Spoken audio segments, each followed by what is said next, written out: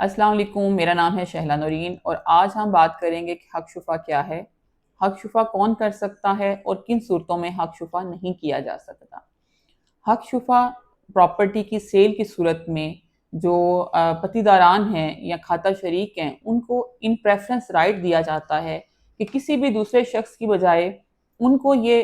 पहला राइट हासिल है कि वो रकबा ख़रीद सकते हैं। और अगर कोई मुश्तरका खाता में या उनका जो शरीक खातादार है, उनको इस राइट से महरूम करता है, तो वो कोर्ट में इस राइट को क्लेम करने के लिए उस प्रॉपर्टी के अगेंस्ट जा सकते हैं। हक शुफ़ा का राइट किन लोगों के पास होता है?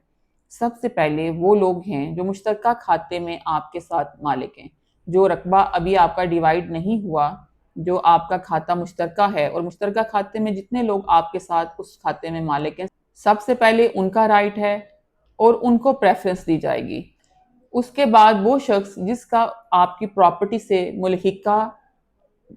गुजरने का रास्ता है या पानी का रास्ता है या इरिगेशन जो है वो उसके साथ अटैच है और उनको वहाँ से उसको गुजरना पड़ता है। स्पेशली अगर हम गांव के एरिया में देखें तो आप अगर आपका कोई पैसेज का राइट है, आपका कोई नाला गुजर रहा है, कोई खाला है, कोई पानी लगाने के लिए कोई एक कॉमन आपकी प्लेस वहाँ से आपकी वो गुजर रही है, तो ताकि किसी नए बंदे के आने से आपका जो है राइट ऑफ पैसेज या राइट ऑफ वाटर जो है वो डिस्टर्ब ना हो, तो सेकंड पर्सन वो है जिसका आपका कॉमन पैसेज है या कॉमन वाटर पैसेज है, उसके पास ये राइट है, वो हक शुफ़ा के तहत वो रकबा क्लेम कर सकता है। और थर्ड पर्सन जिसके पास हक शुफ़ा का राइट है, वो है जिसकी प्रॉपर्टी आपकी प्रॉपर्टी जो सेल होने वाली प्रॉपर्टी है उससे मुल्हिका प्रॉपर्टी है, उसकी प्रॉपर्टी एडजेसेंट टू सेल होने वाली प्रॉपर्टी है, तो वो अपना हक शुफ़ा का राइट जो है वो क्लेम कर सकता है। अब हम बात करते हैं कि हक शुफ़ा का राइट कहाँ पे क्लेम नहीं किया जा सकता।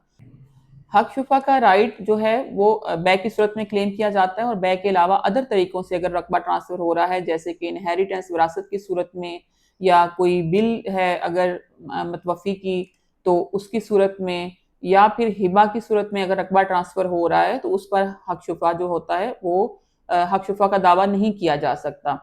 उसके बाद अगर रकबा थ्रू कोर्ट डिक्री ट्रांसफ़र हो रहा है और कोर्ट ने वो चाहे रेवेन्यू कोर्ट है, चाहे क्रिमिनल कोर्ट है, चाहे सिविल कोर्ट है, अगर किसी कोर्ट के ऑर्डर के थ्रू रकबा ट्रांसफ़र हो रहा है, रकबा डिक्री हो गया है, तो उस सूरत में जो म्यूटेशन होगी उस पे हक शुफ़ा का दावा नहीं किया जा सकता। अब यहाँ पे इस बात का ये मतलब भी नहीं है कि आप हक शुफ़ा को अवॉइड करने के लिए आप लोग जो है वो कोर्ट डिक्री में चले जाएँ।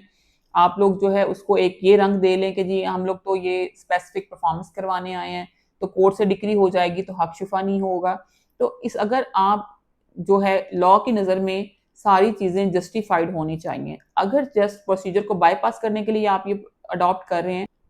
कोर्ट इन सर्कमस्टांसिस का तयन करेगी और अगर रकबा जो है जस्ट कोर्ट का जो डिक्री का प्रोसीजर है सिर्फ हक शुफ़ा को बाईपास करने के लिए अडॉप्ट किया गया है, तो वो भी चैलेंज हो सकता है।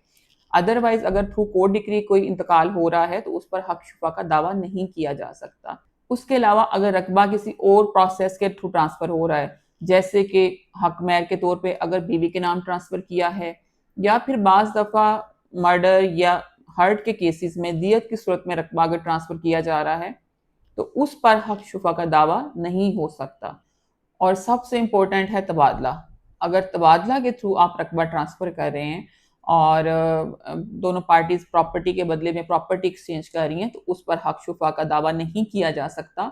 इस वजह से बाज़ दफ़ा ज़री एरिया में स्पेशली गाँव देहात में लोग तबादला को प्रेफ़र करते हैं ताकि हक शुफ़ा की लिटिगेशन से बचा जा सके।